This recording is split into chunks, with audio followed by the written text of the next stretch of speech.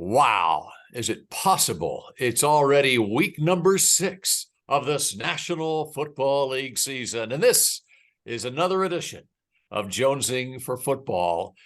And young Cody Winstead in Philadelphia, Bill Jones here in Dallas. This might be a record for Jonesing for Football, as we have made it through 5 straight weeks without Major League Baseball, or what are some of your travels covering the NFL getting in the way of doing consistent Jonesing for Football podcast each and every week. And here we are, though. It shows our commitment level to the Emmy Award-winning production of Jonesing for Football. And for you, the National Football League fan out there, how you doing, young Cody? It's terrific to be with you, Bill Jones. Yeah, you're right. I think last year we missed a few weeks here and there as I was doing Thursday night and NFL Network, but I think we might be able to get through every week. Maybe if our baseball teams start losing, that would be helpful. The Rangers fall off, the Phillies fall off, but we're here. It's week 6, and my Eagles 5-0, Bill Jones. I tried to tell you. Are you ready to jump ship and realize that the Eagles are going to win the division? They haven't even played. How many division games have they played? I'm just saying they're already a 2-game lead, and the Eagles are getting better while your Cowboys, they're not. Oh, did you watch Sunday Night Football last week? Yeah, I watched a little with my dad. It was nice actually to watch the game with my dad. Both Cowboys fans. Yeah, he's a Dallas side. He's a big Cowboys fan, right? Right. He was in Philly for a conference, and we got to watch Sunday Night Football together. The game wasn't it wasn't much of a game, obviously, so we left at halftime to go have dessert and went to an ice cream shop. You know what's interesting is I saw that NBC said it was the highest rated week 5 Sunday Night Football game ever. Really? And you recall a few weeks ago, the Chiefs game where Taylor Swift showed up, and it was the highest rated late afternoon game on Fox and forever.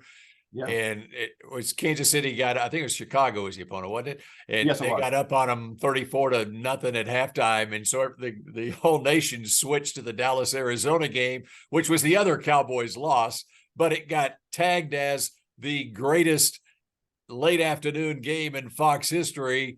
Right. But it was actually the Cowboys losing that people want to see. And so that's the 2 Cowboys losses this season have been the greatest, the most watched games in the history of TV networks. Sorry about that, Mr. Jones. That's why the Cowboys are America's team. You hate them or you love them. That's true. I would agree with that.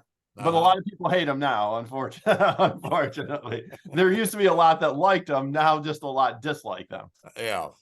And now that the Patriots have become inconsequential. Are you jumping off that bandwagon, Bill Jones? We'll see. We'll see here later on this edition of Jonesing for Football. How's that? I cannot wait. Let's go. Here, let me get into it, Mr. Jones. Let me explain how we do this thing. We always talk about the Cowboys game this week. They have the Chargers. Then we're going to get to then we'll do our game of the week, our favorite game of the week. Then we're going to do pressures on, and then we're going to wrap it up with a guarantee. We might need to be a little less bold on our guarantees. I'm just going to throw that out there so we actually get a few of these. Okay, but anyway, let's start with the Cowboys game this week. Back to California they go this time to face the Chargers in LA. I want to get your thoughts. What are you going to be watching for in this one? Well, some had wondered if with back-to-back games on the West Coast, that should the Cowboys just stay in California and maybe go back to Oxnard training camp and then play the Chargers. And the Cowboys obviously didn't do that because they're back here in Dallas. And what factors in, it's a Monday night game as well. If it was a quick turnaround like what the Giants did playing in Arizona, then going to the West Coast for a Thursday night game against San Francisco would be a different story. But now that what happened on Sunday night in San Francisco, I'm thinking maybe they wish they would have stayed on the West Coast and maybe gotten back to the basics of training camp, try to figure out how you can move the football. It's amazing how things change from week to week. And here they go facing a Chargers team who, by the way, has a week off. They had the bye week, and so they've had an extra week to prepare. So don't you know, they were just rubbing their hands together, watching what Shanahan was and Wilkes were doing to the Cowboys, and they probably picked up a few things that they'll implement on Monday night. Yeah, nice blueprint for sure. Well, yeah, it's a blueprint. If you've got, like for San Francisco, they have at defensive end a guy you're very familiar with from the Ohio State University, Nick Bosa, who was the NFL Defensive Player of the Year last year, but he's not even the best player on their defense. That would be Fred Warner. Yeah, no, they have arguably the best linebacker in the game. Arguably, and then they picked up the best. Then they picked up the best defensive player off Philadelphia's team last year, Javon Hargrave. And so it's try the same blueprint if you've got lesser players and see how it works out. Yep, arguably the best linebacker, arguably the best defensive end, arguably the best offensive tackle, arguably the best running back, and a quarterback who's pretty dang good. There's no argument. He is in the lead now for the MVP in this league. You asked me the question last week. Is it McCaffrey or is it Purdy who is the MVP candidate? I got Purdy now. Okay, you switched. I switched. Although McCaffrey, even though McCaffrey had 19 carries for 51 yards in that game, he set the tone for that game. And they had to account for McCaffrey, which opened up things for Purdy in the passing game. 100%. Looked at the odds this morning. Purdy 7-1 to win the MVP. He's the 5th highest favorite, and 2 spots behind him. So 7th best odds, Christian McCaffrey 20-1 to win the MVP. When I made my preseason predictions, I couldn't get past San Francisco. I picked San Francisco to win the Super Bowl. The only question I had about San Francisco was the quarterback. And I'm like, oh, do I really make this pick with Brock Purdy at quarterback? And now here we are 5 weeks into the season, and I'm jumping on that. Yeah, he's my MVP. He's your MVP. All right, Mr. Jones, let me ask you about Leighton Vander Esch. The neck injury looked pretty severe. The reports say could be out a month, 6 weeks. Talk about the impact of his loss and how that will impact the defense there. It's a big one, and it's a big one from the standpoint of depth at the linebacker position. When you look at the Cowboy roster and players you could least afford to lose, Leighton Vander Esch might have been at the top just because now they do have Micah Parsons who can play linebacker, but you want Micah Parsons to be that kind of the joker on defense. You can move him around all over the place. They don't have, and the biggest thing is they lost their 3rd round draft pick to Marvion Overshone. Damone Clark can do the things that Leighton Vander Esch does. Damone Clark, they love him. 2nd year, 5th round pick last year out of LSU, who, of course, the reason he fell to the 5th round was because he had his own neck issues at the combine where he tested and had to have a surgery and missed the first part of the season last year. They love Damone Clark there. The problem is then he's the only other linebacker basically they have. They moved Marquise Bell from safety to linebacker when Overshone got hurt. And so they even released Devin Harper last week. He got picked up by another team at Cincinnati. And so they're hurting at linebacker, and in the interim, until they get someone up to speed that they're bringing in, then Parsons might have to do some linebacker work in addition to what he's doing up front. I think you can make the argument that Leighton Vander Esch is the 2nd or 3rd most valuable player on the defense. Would you agree with that? Yeah, and I don't know if it's so much, like I say, I don't know, and I'm not, this isn't intended as a dissing him as a player and what he does, but Dan Quinn thinks the world of him in terms of setting things up for everybody. Now he's experienced enough in this league that he sees things ahead of time and so forth. But I think by valuable, meaning what if you lose him, then what? And so what I'm looking at is what they have behind him. they really don't have much. And that linebacker position, you have to fortify that position because linebackers get hurt, and especially a linebacker like Van Der Esch, who has had neck issues in the past and has missed games in the past because of neck issues. That could be interesting if you have to take Micah off that end and he's not blitzing as much. I mean, that completely changes the look of that defense. Leighton Van Der Esch, we know he dealt with some injuries, neck injuries in the past, missed 13 games in 2019 and 2020, but very healthy the last 3 years, only missed 3 games the last 3 years. So hope everything gets better with him and he's able to return at 100%. All right, Mr. Jones, let's get into our must-watch game of the week. What are you thinking on this week 6 schedule? I'm thinking when I look at this schedule that there aren't a lot of must-watch games of the week. You'll probably say something different, but yeah, I do have to do that. But I'm just looking at the records of the teams. There, I believe, if I am not mistaken, there are only 2 games on the schedule this week that have winning teams matched up against each other. 2 teams with a winning record right now. And that would be Detroit at Tampa Bay, the Lions 4-1, the Bucks 3-1 coming off a bye week, and Indianapolis at Jacksonville, both 3-2 teams. Otherwise, you've got either 500 teams playing against a winning team or 2 losing teams against each other. So I'm going with, as my game of the week, Indianapolis at Jacksonville. The Jags got back on track in London. In fact, they're coming off a win over the Buffalo Bills. And how about how the Bills treated that game? What do you mean? How I predicted that? How about I said I'd take the Jags? That was a little bit bold. Was that your guarantee of the week last week? No, but I did talk about this game as my game of the week, and I said I'm taking the Jags.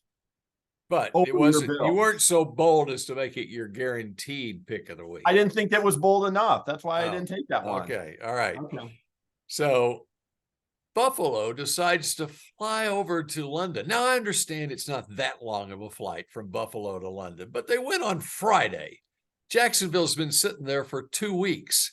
Yep. And so it was like the Bills, from their body clocks, they were playing at 3:30 in the morning, and they hadn't gotten adjusted, and it showed. It looked like they sleptwalked through the first quarter of that game and fell behind early. And so anyway, Jacksonville. But remember where Jacksonville was before they went to London and won the 2 games. They were coming off a loss against the Texans, and everyone was like, "Oh, what's wrong with Jacksonville?" Well, I think sometimes it can really help a team come together as a team, and I'm sure Jacksonville looks at it this way, where they were able to be over there together as a team. You got to do things with your teammates and your off time and so forth, and it's probably a good bonding time for Jacksonville, and especially because they won the games. Now, if they were losing the games, it could we would blame Exactly. London. Right. Terrible London game. Right. Yeah. All right, and so then you got the Colts. And all right, they've been trying to go with Anthony Richardson at quarterback, but he keeps getting hurt and got hurt again. So now you got Gardner Minshew. And we've said all along, they actually right now have a better chance of winning football games with Gardner Minshew at quarterback because of his experience than the rookie Richardson. And so the other interesting aspect of this game is here we are week 6. And this is already the second meeting of the season between Indy and Jacksonville. They played in the season opener, game 1 by Jacksonville. Anthony Richardson started that game. But this game has a completely different complexion about it than the first game because Minshew's going to be playing quarterback. Minshew's going back to Jacksonville where he started his NFL career and actually didn't play badly. The record wasn't great for Jacksonville when he was a quarterback. But you look at Minshew's numbers when he was the Jacksonville quarterback in 2 years there, and he went 6-6 as a starter his first year in 2019, 1-7 the second year. but his interceptions to touchdowns, he totaled 11 interceptions and 37 touchdown passes when he was the starting quarterback in Jacksonville. Then goes to Philadelphia, and of course was the backup there for a couple of years. So anyway, interesting storylines there. Trevor Lawrence appears to be getting back on track now, and also it's interesting from the standpoint of, I think, even though the AFC South coming into the season looked to be one of the weaker divisions in the league, it might be one of the most interesting division races this year with what CJ Stroud has been doing in Houston, and without separation from these teams. We'll see if Tennessee winds up, if Tannehill can ever throw a touchdown pass again. And, and the Colts, you talk about a revival story where how in disarray the Colts were at the end of last year, and the arrow is pointing up there. All of a sudden, you got 3 teams in this division: Jacksonville, Indianapolis, and Houston. The arrow is pointed up on all 3 of those organizations right now. Yeah, not sure how good all those AFC right, but at least they're making progress. Yeah. Yep, but very competitive. Shane Steichen, we talked about this all offseason. One of the better coaching jobs in the league through 5 weeks. I'm not saying he would be coach of the year vote, but he would get some, it's obviously Kyle Shanahan, the Niners, but Shane Steichen to have the Colts at 3-2 with as many injuries as they've had to the quarterback position, no Jonathan Taylor. And he's doing a great job. And he probably should have been the guy who said what Sean Payton said about the Colts, that was the worst coach football team in the world. And how about that? Congrats to Nathaniel Hackett and the Jets. They go into Denver and they beat what was the worst coach team in the history of football last year. I liked to see the Jets win that game. That made me smile a little bit. All right, Mr. Jones. There are 2 games featuring first place teams this week. One was the game you just mentioned, the battle for first place in the AFC South there. It's Colts and Jags. I'm going to do the other one, and it is the Lions and the Bucks. Detroit 4-1, Tampa Detroit's 4-1, Tampa is 3-1, both of them leading their divisions. I love my Lions, Mr. Jones. I've been on them for a year and a half now, and they're playing about as well as anybody in the league. 2 things stick out about Detroit. Number 1, the explosive differential. Number 2, the sack differential. These are keys to the Lions. Go ahead. Please explain for our viewers who may not know what the explosive differential is. Here we go. Let's start with it. Detroit is 2nd in the league in big plays, 26.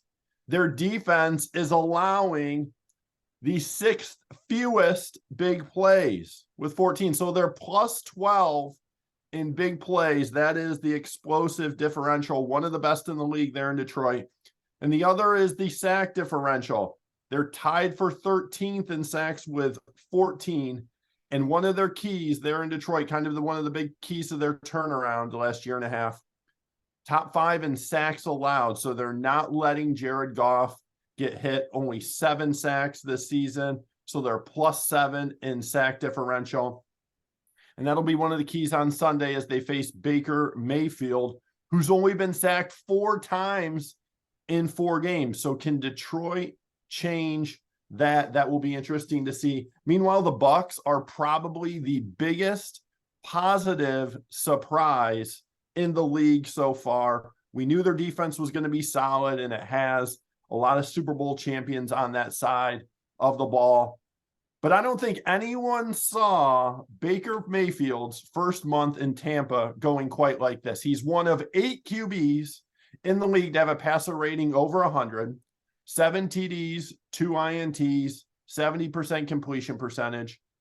And it pains me to say this, but Baker may have found a home there in Tampa. If you look at their schedule, the Bucks are going to win 9-ish games this year, which will put them in the playoff mix and possibly passing on selecting a quarterback early in the 2024 draft. One thing to watch about Baker, he's been great on third downs, the best in the league so far. 140 passer rating on third downs, 5 TDs, no picks, 80% completion percentage. So how will he do with Aiden Hutchinson hunting him in those big situations? I'll take Detroit in this game. It's going to be tight, but I like the Lions. And I do think if this up-and-coming Lions team can beat this veteran-filled Bucs team, look out, because Detroit's schedule is full of Raiders, Bears twice, Packers, Broncos, Vikings twice. And Mr. Jones, I went to look this up because this is important. The Lions franchise record for wins is 12. And I think this year's Lions could go 12 or maybe even 13 wins and surpass that franchise record. So I love my Lions. I have one question for you. You said it pains me to say this about Baker Mayfield having success. Why would it pain you? Baker and I became enemies the day he planted the Oklahoma flag in the middle of Ohio State's stadium. I've never forgiven him for that, and I probably never will. Thank you. And by the way, Baker was in attendance last Saturday at the Cotton Bowl in Dallas when the next Tua led the Sooners to the victory over the Longhorns, which, by the way, also getting back to my Cowboys, I'm wondering if maybe the Cowboys, after that game on Sunday night, need to tank for the next Heisman Trophy winner, Dylan Gabriel out of Oklahoma. Is he going to beat Caleb Williams for the Heisman? You never know. You never know. He's in the conversation now. And speaking of Heisman Trophy winners from Oklahoma, Baker Mayfield, who knew that Tampa Bay actually upgraded at quarterback with the addition of Baker Mayfield over, what was the name of that guy they had before? What is wrong with you? You have issues, man. Tom Brady. What? You have issues. Oh, he's got the same supporting cast that Brady had. And what's he doing with it? You're crazy. Because they didn't add anything. Tampa Bay didn't. You got the same running back, same receivers. Okay. All right. All right. How about pressure's on, Mr. Jones? What do you who are you thinking for pressure's on? I'm feeling it here in Dallas. I'm feeling the pressure in Dallas. We came into the season with pressure on whom? We couldn't decide whether there was more pressure on the quarterback or the head coach. Definitely the head coach. Definitely the head coach. Well, coming off 42-10 at San Francisco, the pressure's on both this week as they go to LA to take on Kellen Moore and the Los Angeles Chargers. You couldn't have scripted it any better, schedule makers in the National Football League. The Cowboys coming off what happened on Sunday night with the issues that they had on offense and going up there against their former offensive coordinator, Kellen Moore, and the Chargers with an extra week to prepare for Dallas as well, an extra day even. It's a Monday night game. True. And it's going to be very interesting to see how the Cowboys rebound from this. The pressure is square. And, by the way, the Cowboys have a bye week next week. So if they lay an egg on Monday night, then we're going to be hearing about it for another couple of weeks. The Cowboys here are a 3-3 team, and they can only beat bad teams. The Giants 40-0, the Jets 30-10, the Patriots 38-3, and they can't beat good teams. And then they got the Rams after that, and they've been one of the surprise teams. And then the schedule gets even tougher as we go on in November and December. So the pressure is squarely on the shoulders of the head coach and the quarterback. No doubt about that. My question for you, Mr. Jones. Justin Herbert, not sure if you've been paying attention, with Kellen Moore as his OC, career high 71% completion percentage, career low 0.7 interception percentage, career high 106.3 passer rating. My question is, is Herbert a better fit for Kellen Moore's offense than Dak? And if so, why? What's his most important statistic? What's his one-loss record? 2-2. I rest my case. A 500 team. He has a 500 record. He has a 500 record. And which is the point that Mike McCarthy is making when he says, I'm interested in winning games, not scoring points. Complimentary football. Well, he could have a winning record on Monday night. What's that? He'll probably have a winning record after Monday night. Which makes this so juicy. Yeah, I can. Well, all right, let me ask you this. Who's the better quarterback, Justin Herbert or Dak Prescott? If I was to take one over the other just to start a team, I would go with Justin Herbert. And so I think it's a really good fit, Justin Herbert with Kellen Moore there in LA. I think for the way Dak is best, what we've seen from Dak in his career, where he has been best quarterbacking a team, has been when he's had a really good run game to go along and a really good offensive line to go along with what he can do as a quarterback. And that same complementary football that McCarthy is trying to preach. And so I think they're different type quarterbacks, Herbert versus Prescott. And to answer your question, I think Kellen Moore is perfect for Justin Herbert. I don't know that he was perfect for Dak Prescott at all.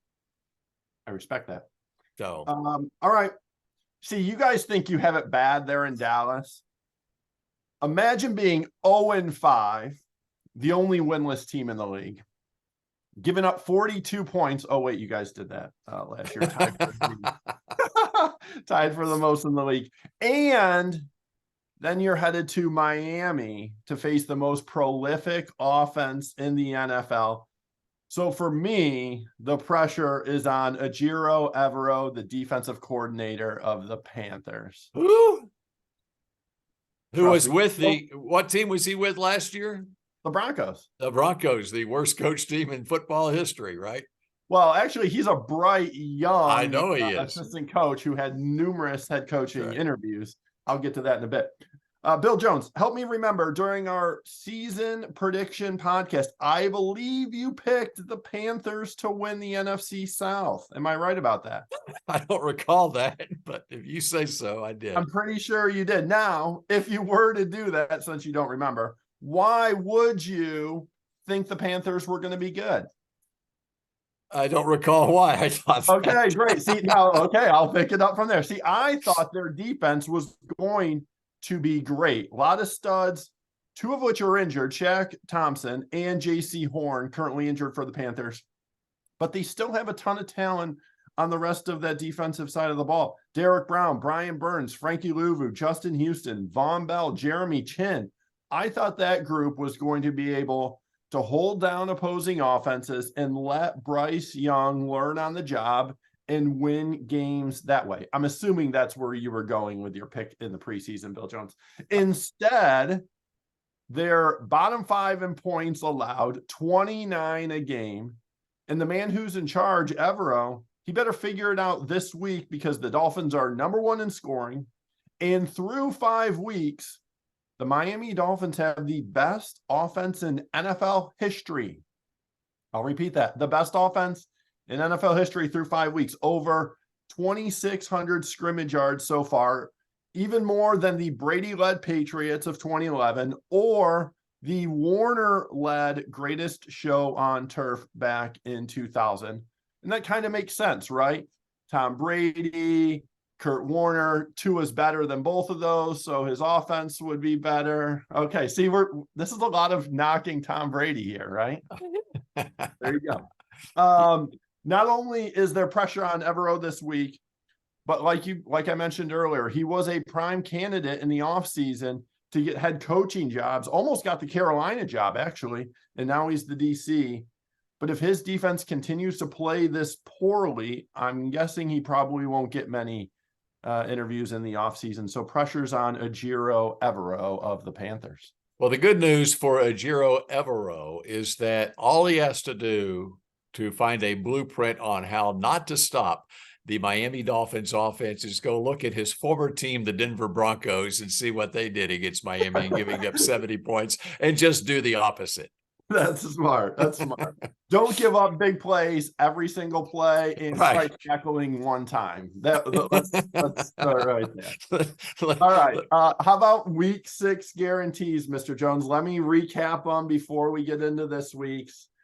You predicted a touchdown catch for your boy Darnell Washington. What I should have predicted was a target for Darnell Washington. Just one target.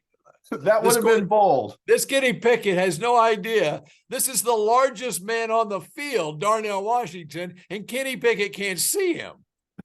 He also can't see George Pickens, who's also huge and very athletic. He can't seem to find any of those guys. Unfortunately for you, Washington had 2 targets, 0 catches. So obviously no touchdowns. So a miss for you on that one. I went with Chiefs rookie receiver Rashid Rice to have over 100 receiving yards and a touchdown. He did score against the Vikings, but unfortunately only 33 receiving yards. He only played 20 plays, Mr. Jones. He had 5 targets and 20 plays. See, I didn't remember that you had said over 100 yards. I just saw touchdown, and then I saw him score the touchdown, and as my wife can attest, as we were watching the game, I let out an expletive. Like, why do you care that Rashid Rice scored a touchdown? Because Cody's guaranteed he would score a touchdown, and he scored a touchdown. Oh, so, but I actually won that. I forgot the 100-yard. No, we tied. We both take the L. So we're 1-3 on our bold predictions. Like I said earlier, I'm probably going to go a little less bold on my predictions, and I'll be willing to validate a little less bold predictions too. We need to get some of these right. So give me your week 6 bold guarantee, Mr. Jones. Here it is. Let's hear it. My guarantee. The New England Patriots are going to Vegas, and they will score an offensive touchdown against the Las Vegas Raiders, breaking a string of, 35 straight possessions without an offensive touchdown. You have to go back to the first half of the Jets game when Pharaoh Brown caught a 58-yard touchdown pass from Mac Jones. You went the whole second half of that game, plus a 38-3 loss to Dallas and a 34-0 loss to New Orleans, since they have last scored an offensive touchdown. You can't get more bold than this guarantee. The Patriots will score an offensive touchdown against the Raiders this week. Cannot one? How about 2? Can you said we can't.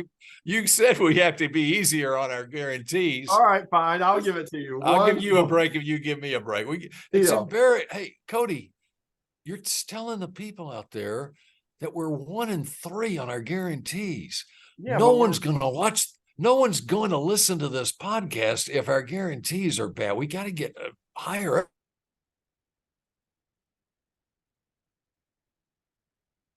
Hello.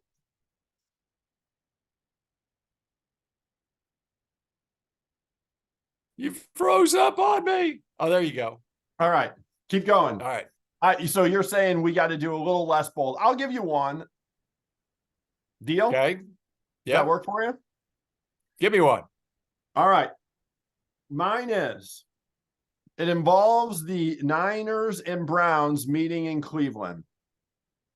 We know San Francisco is hot, especially on offense. You guys just saw that 42 against your Cowboys. They've now scored 30 or more points in 8 straight games, Mr. Jones. They're inching closer to the all-time record, which is actually held by Kurt Warner, mentioned number 2 of my good friend Kurt Warner. They did it 14 in a row for the Rams back in the day. So that sets up my prediction for this.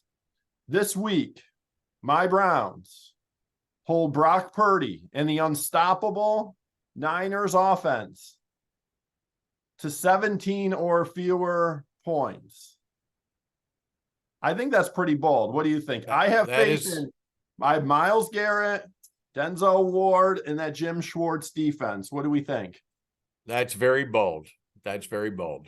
Okay. And because you went with that, I'll go ahead and guarantee that the Patriots will score 2 offensive touchdowns. Yes, sir. All right. See? With a caveat. All right, we're out of time on this edition of Jonesing for Football. That's been fun. And depending on what happens with these baseball races, we should be back again next week for another edition of, oh, wait a second. Hi, babe. I know that you've enjoyed this edition of Jonesing for Football. Love you, babe.